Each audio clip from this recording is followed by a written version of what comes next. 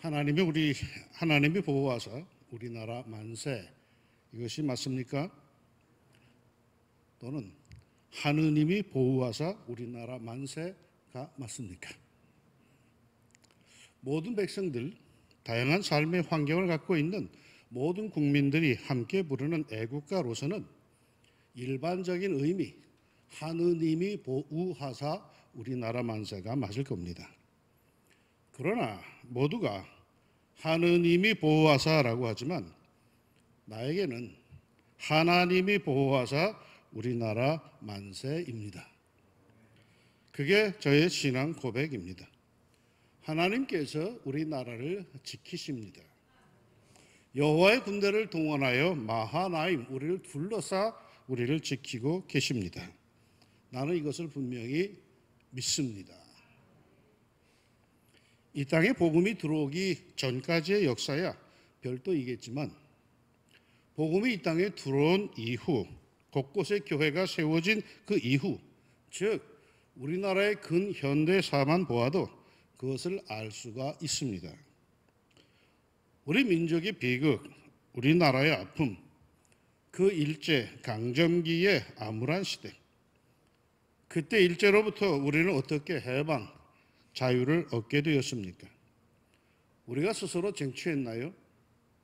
물론 독립운동가들이 분명히 있었죠. 안중근, 윤봉우 의사와 같은 우리가 존경하고 추모해야 하는 그런 헌신적인 독립운동가들이 분명히 있었고 상해 임시정부도 분명히 있었습니다. 그런데 이거 하나는 분명히 해야겠죠. 우리나라의 자주권, 우리의 독립은 우리가 과연 싸워서 얻은 것입니까? 일본의 압제로부터 얻은 해방, 자유는 우리가 쟁취한 것인가 말입니다. 아닙니다.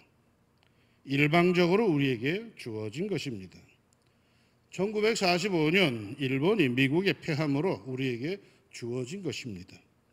우리는 독립운동을 했지만 그게 실질적으로 해방을 가져다 줄 만큼은 아니었습니다. 그러나 분명한 것은 그 암울한 일본 강점기 시절에 독립군들이 몸부림치던 시절에 똑같이 몸부림치던 사람들이 있었던 것이죠. 교회들입니다. 그리스도인들입니다. 당시 교회 다닌다고 하는 것은 독립운동, 나라 사랑한다는 것과 거의 같은 맥락이었습니다. 당시 교회는 모일 때마다 기도를 했을 텐데 뭘 기도했을까요? 계속해서 일본이 강해지고 그 통치 받게 해달라고 교회가 기도했을까요? 천만의 말씀이죠. 나라의 독립을 달라고, 자유를 달라고 모일 때마다 기도했습니다. 그리고 그 기도, 모든 성도들과 교회의 간곡한 기도가 하늘에 닿았습니다. 그리고 역사가 일어났죠. 그게 우리에게 주어진 해방이요, 자유요, 나라의 독립입니다. 6.25 전쟁, 그 전쟁에서 승리를 우리가 스스로 쟁취했습니까? 우리는 그저 밀리고 밀려 풍전 등화와 같은 신세, 전쟁 발발 3개월도 못 되어서 대구, 부산 지역만 남기고 거저 코너에 몰려서 숨을 깔딱거리고 있었을 뿐입니다. 그때 이승만 대통령, 당시 대통령이 미국으로 달려가서 간청하고 설득하여서 유엔이 참전하게 되어서 겨우 살아났습니다. 많은 희생이 있었지만 실은 이것도 일방적으로 주어진 것입니다. 그 후 폐허가 된 이 땅, 외국의 원조로 살아가던 이 땅, 제가 초등학생 시절 학교에서는 허연 우유 덩어리를 주었습니다. 저는 무식하게도 우유가 덩어리 고체인 줄 알았습니다. 그걸로 물에 타서 녹여 마시는 건 줄로 알았습니다. 원조 받아 주는 것들이었죠. 그러니 먼 데서는 원조 받아 날아오는 것이니까 아마 우유로 오면 상할 것 같으니까 고체화 시켜가지고 보냈던 것으로 보여집니다. 그 어린 시절을 빼고 오늘까지 나는 어릴 적에 받았던 그 허연 우유 덩어리를 본 적이 없습니다. 당시 옷이나 생필품들은 구제품이 최고였습니다. 구제품이 무슨 뜻인지도 몰랐습니다. 이거 구제품이야 하면은 되게 좋은 걸로 알았습니다. 구제품이 뭡니까? 미국 사람들이 못 사는 나라를 구제하기 위해서 자기들이 쓰던 것, 유행 지나간 것들을 보내온 것들입니다. 지금 우리가 재활용 옷을 모아서 외국에 보내는 것, 그게 구제품입니다. 그런데 그게 제일 좋은 것인 줄 알고 그리 살았습니다. 미군 지프차가 지나가면은 어린 우리들은 그 뒤를 따라가면서 그저 노래를 불러댔습니다. 헬로 헬로 기브미어 초콜릿 헬로 헬로 씹던 것도 좋아요. 참 지긋지긋하게 못 살았습니다. 그런데 지금은요, 세계에서 원조를 받던 국가에서 원조를 하는 나라로 바뀐 성공적인 나라가 대한민국입니다. 비결이 뭘까요? 우리가 허리띠 졸라매고 열심히 살았습니다. 먹을 것 참아가면서 쓸 것 꾹 참고 열심히 일하고 열심히 모았습니다. 그리고 열심히 자식들을 가르쳤죠. 그러나 그게 다일까요? 그 시절 교회당마다 밤마다 불이 훤했습니다. 교회 치고 철야 기도 안 하는 곳이 없었습니다. 산마다 기도원들이 있었습니다. 이 나라는 온통 기도하는 성도들, 교회들, 기도원들이 아주 가득했습니다. 뭘 기도했을까요? 계속 외국 원조 받으며 못 살게 하옵소서, 천만의 말씀이죠. 그 결과 우리는 오늘의 대한민국을 이루었습니다. 우리의 힘으로만 이루었을까요? 우리의 노력으로만 이룬 것일까요? 나는 분명히 고백합니다. 하나님이 보호하사 우리나라 만세. 오늘 읽은 성경 본문은 포도원의 노래라고들 합니다. 나는 내가 사랑하는 자를 위하여 노래하되 내가 사랑하는 자의 포도원을 노래하리라. 내가 사랑하는 자에게 포도원이 있으며 심히 기름진 산에로다. 기름진 산에다 땅을 파서 돌을 제하고 극상품 포도나무를 심었습니다. 얼마나 좋습니까? 바탕도 기름진 산이니 그야말로 옥토입니다. 100배 결실이 가능한 땅입니다. 그것도 부족해서 본래부터 좋은 땅이었으나 농부는 좋은 시에 포도나무가 자라는데 행여나 방해가 될 것 같아서 땅을 파서 돌들까지 다 제거해 버렸습니다. 거치작거릴 것들을 다 제거해 버린 거죠. 그리고는 그곳에 극상품의 포도나무를 심었습니다. 그리고는 그 포도원에 망대까지 세웠습니다. 왜요? 주인이 기대하기에 장차 좋은 포도 열매, 극상품의 포도 열매가 맺힐 것이 거의 100%였습니다. 땅도 좋고 방해되는 것도 없고 씨 자체가 극상품이니 이건 아주 뻔한 것이죠. 너무 좋은 포도가 열릴 것이기에 행여나 훔쳐가는 이들이 있을까 봐 철저하게 보호하는 것입니다. 지키는 자가 없으면 언제든지 좋은 것들은 도둑 맞을 수 있고 빼앗길 수 있습니다. 그래서 철저히 지킵니다. 그야말로 마하나임, 이것도 역시 두 팔로 안아 지킨 거죠. 그리고는 주인은 술틀까지 팝니다. 술틀을 팠다는 것은 좋은 포도 열매가 맺히는 것은 확실하기에 이제 그 좋은 포도 열매로 즙을 내기 위해서 좋은 포도주를 얻기 위해서 새 술틀까지 판 것입니다. 주인의 기대감이 한껏 부풀어 있다는 것을 짐작할 수가 있습니다. 그런데 어떤 포도를 얻었습니까? 들포도입니다. 흔해 빠진 들포도. 아무짝에도 쓸모없는 들포도를 맺었습니다. 이럴 수가 있습니까? 콩 심은 데 콩 나고 팥 심은 데 팥 낳습니다. 그렇습니다. 그런데 콩이 나긴 나는데 제대로 된 콩이 아니라는 거예요. 팥은 팥인데 온전하지 못한 찌그러진 팥이라는 거예요. 이게 웬일입니까? 정성 들여서 환경을 조성해 줬고 씨도 분명히 좋은 콩, 좋은 팥이었는데 어째서 이런 것이 맺히는 겁니까? 주인은 이제 실망감을 넘어서 분노를 표합니다. 그래서 말합니다. 예루살렘 주민과 유다 사람들아 구하노니 이제 나와 내 포도원 사이에서 사리를 판단하라. 내가 내 포도원을 위하여 행한 것 외에 무엇을 더할 것이 있으랴. 내가 좋은 포도 맺기를 기다렸거늘 들 포도를 맺으면 어찌 됨인고. 큰 실망감입니다. 그래서 그 당사자인 유다 백성들에게 스스로 답하라고 물으십니다. 너희들 같으면 이런 경우라면 어떻게 하겠느냐라는 것이죠.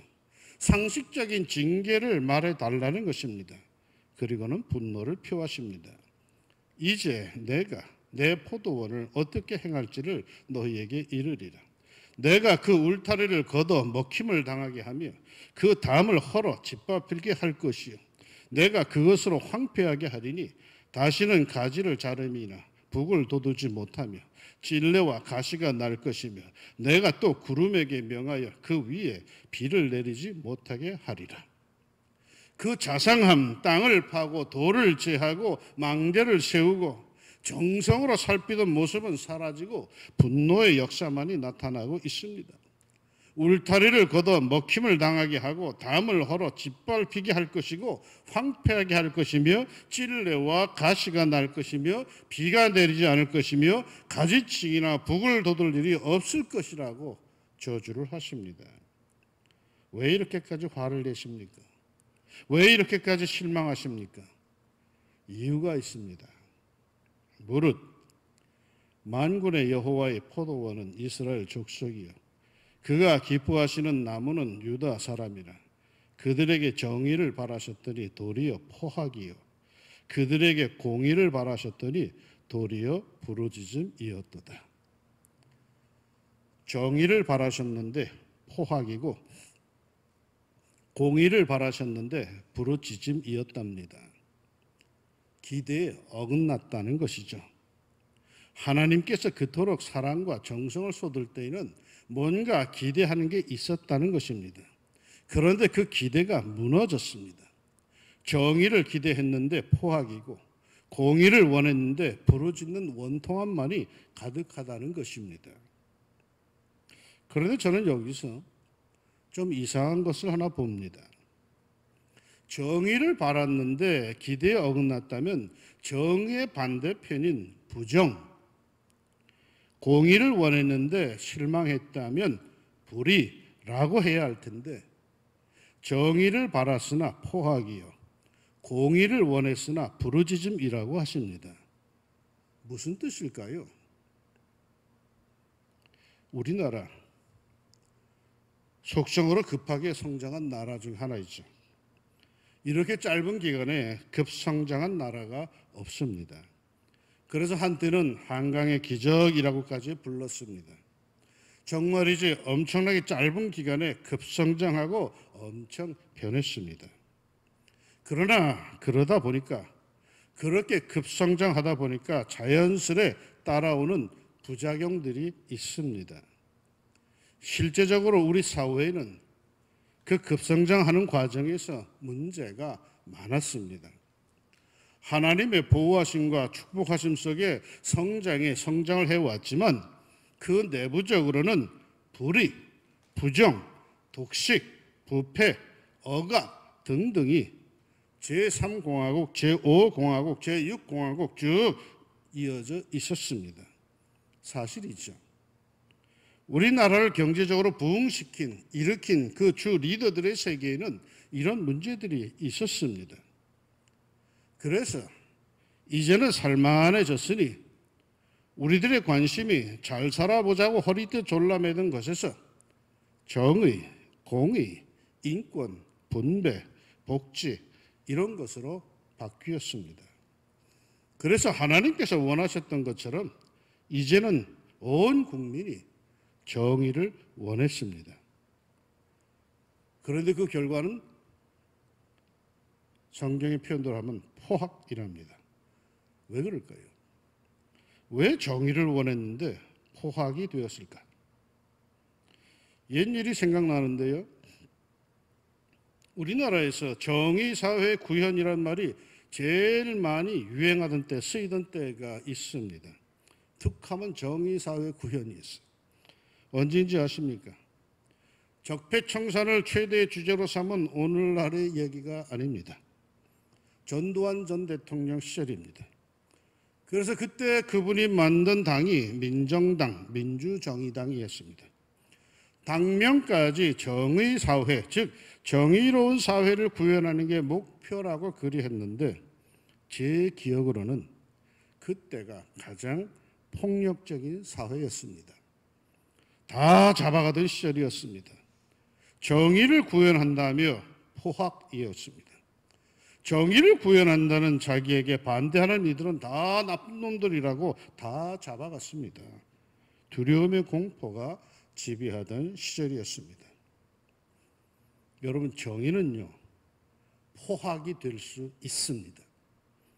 자기만 옳다고, 자기네만 정의롭다고 해서 상대방을 모두 적으로, 악으로 규정하며 모든 주제를 다 이 논리에 빗대어 일방적으로 사람들을 몰아붙이고 말도 못하게 하고 두려움 속에 신변보호를 요청해야 할 정도로 포악이 될 수 있는 게 정의를 구현한다는 사람들의 힘이요 그릇됨입니다.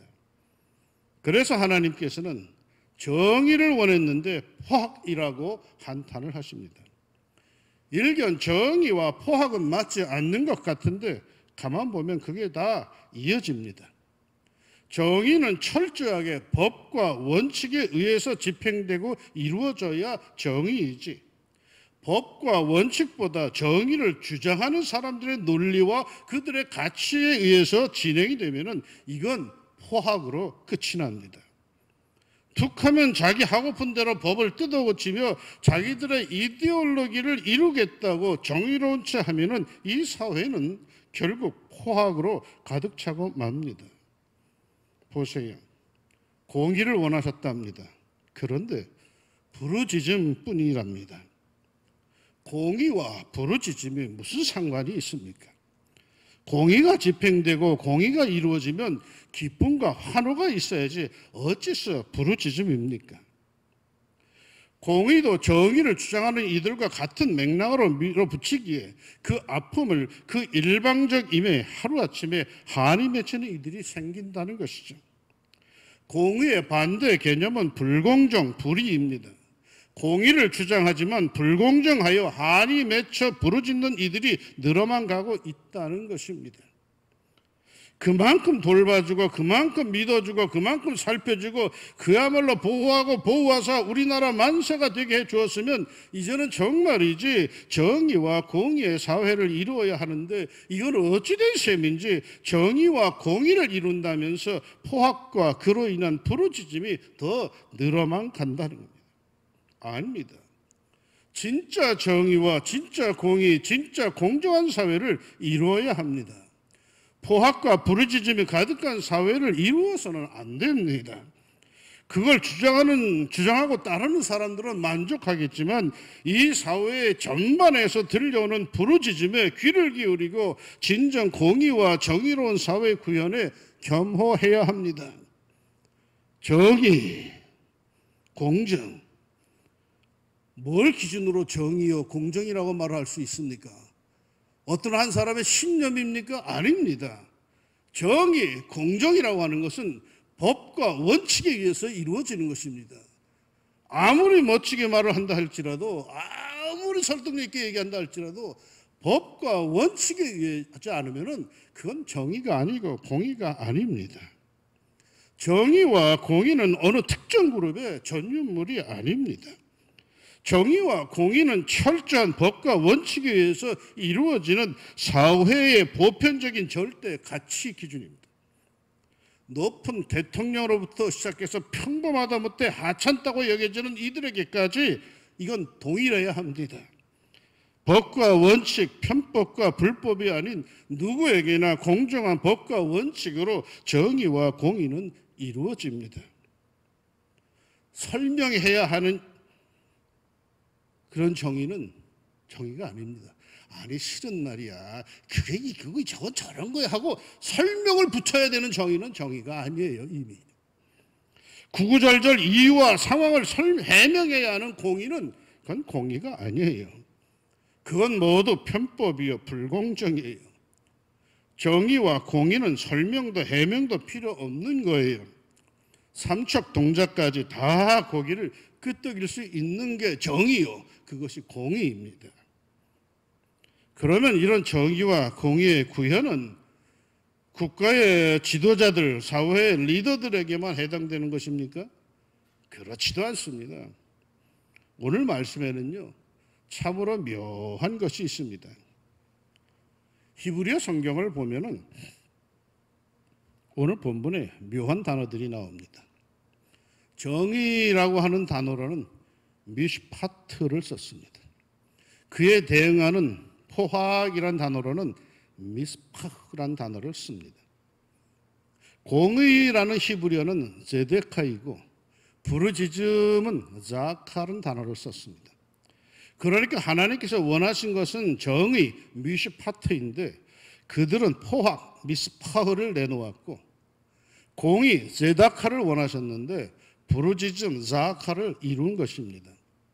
미슈파트, 미스파흐, 제다카, 자하카 서로 비슷합니다. 유사합니다. 다시 말해 사이비입니다. 발음이 비슷해서 같은 건가 보다 했는데 아니에요. 완전 다른 거예요. 끝이 달라요. 그야말로 이단이에요. 서로 대꾸를 이루며 발음은 비슷한데 완전히 다른 뜻의 단어들입니다. 공의와 정의를 말하기에 선택해 주었더니 무늬만 공의고 정의입니다. 이건 사입이에요. 죄가 뭡니까? 하나님께서 그토록 실망하시고 분노하시는 죄가 뭡니까? 아주 다른 것도 있지만 대부분의 경우 비슷합니다. 그러나 다릅니다. 흉내는 그럴듯하게 내는데 들여다보면 아주 다릅니다. 겉모습부터 아예 다르다면 아무도 따라가지 않습니다. 그러나 겉은 비슷한데 들여다보면 다릅니다. 하나님께서 실망하시고 분노하시는 죄는 이런 겁니다. 사입이라는 거예요. 진짜 같은데, 진실한 것 같은데 들여다보니까 아니라는 거예요. 우스갯소리로 조용필인 줄 알았는데 조용팔이요. 해태킴인 줄 알았더니 배태킴이 이 짝퉁입니다. 어쩌면 우리들의 이야기 아닙니까? 비슷하지만 자세히 보니까 아니에요. 저 진짜 같은데 자세히 보니까 아니에요. 진짜 목사 같은데 자세히 보니까 아닌 것 같아요. 진짜 장로 같은데 가만 보니까 아닌 것 같아요. 그토록 정성을 다해 살펴줬고 돌봐줬고 지켜줬고 이끌어 주었어. 이제는 정말 좋은 열매, 멋진 그리스도인의 삶을 살 것이다 하여서 기대하고 가까이 다가가 보았더니 아니야. 이건 들푸도야. 멀리서 볼 때는 그럴듯해 보였는데 한 걸음 더 다가가 보니까 아니야. 이건 사입이야. 옳은 길을 따릅시다. 진실의 길을 따라갑시다. 화려한 대명분 내세우기보다 그야말로 새치혀로 멋진 말만 뽑아내려고 하지 말고 우리 묵직하게 우직하게 성도의 길, 하나님의 자녀다운 삶을 삽시다. 그렇게 많은 하나님의 사랑과 은혜를 받고 살면서 그저 흉내만 내는 진실성이 없는 사이비로 살지 맙시다. 종교에만 사이비가 있는 게 아닙니다. 사람도 사이비가 있어요. 정의도 사이비가 있어요. 정치도 사이비가 있어요. 사랑하는 왕중가족 여러분, 진짜로 진실한 하나님의 자녀로 가서 그렇게 삽시다. 하나님께서 이 나라를 긍휼히 여기시사 포학과 부르짖음이 가득한 나라가 아닌 법과 원칙에 근거한 정의와 공의가 충만한 나라를 이루시도록 우리 성도들은 진실된 삶을 삽시다. 우리들은 정치인이 아니에요. 그런데 정치인들이 바른 길을 가게 하려면 다른 게 없어요. 데모해야 되는 게 아니야. 우리가 더욱 진실되고 정의롭게 우리가 살아야 되는 거예요. 그 삶의 기세가 모아져서 그것이 뻗어나가서 이 나라가 더욱 바른 길로 가게 될 줄로 믿습니다. 하나님의 도우심과 축복이 가서 그리 살기를 다짐하는 모든 성도들에게 충만하기를 주의 이름으로 축원합니다. 기도합시다. 사랑하는 아버지 하나님, 우리나라는 요즘에 코로나로 인해서 참으로 많은 어려움과 고통을 겪는데, 그런데 또 한쪽에서는 이 코로나만큼 많은 백성들을 힘들게 하는 정치인들의 문제들이 참으로 우리를 괴롭히고 있습니다. 누가 잘하고 누가 못하고 이거보다도 하나님, 누가 그 자리에 있든 간에 정말 법과 원칙에 따라서 공의와 정의를 세워갈 수 있는 그런 이들이 우리의 리더, 지도자들이 꼭 되게 하여 주옵소서. 허리띠 졸라매고 잘 살아보자 하면서 그렇게 열심히 살며 하나님의 보호하심 속에서 오늘 우리가 이렇게 왔는데, 이제는 아버지 하나님 그 잘 살아보자에서 한 걸음 더 나아가서 이젠 공의로운 사회를 이루자고 정의로운 사회를 이루자고 하는데, 거기에 누가 무슨 말을 더 할 수 있겠습니까? 그런데 정작 그 일을 하는 사람들을 보니까 그것도 아닌 것 같아서, 사입인 것 같아서 모든 백성들의 마음들이 참 불편합니다. 하나님, 이건 한두 사람들의 일에 의해서 이루어질 일이 아니라 우리나라 이 민족의 역사를 이끌어 가시는 거대한 하나님의 손길에 의해서 그 바람이 불어야 될 것이고 그렇게 잡혀가야 될 줄로 믿습니다. 어떤 특정한 인들을 잘못을 탓하고 몰아내고 하는 그런 것보다도 이 나라가, 이 백성들이 거대한 그 진리와 공의와 진실, 정의에 하나님 그 바람을 탈 수 있게 하여 주시고, 이 땅에 하나님이 보호하사 우리나라 만세라고 부를 수 있는 그 날들이 우리의 자녀손들에게까지도 이어져 가게 하옵소서. 그러기 위해 우리가 더욱더 용기 내어 진실되게, 정직하게, 공의로운 삶을 살게 하옵소서. 예수님 이름으로 기도합니다.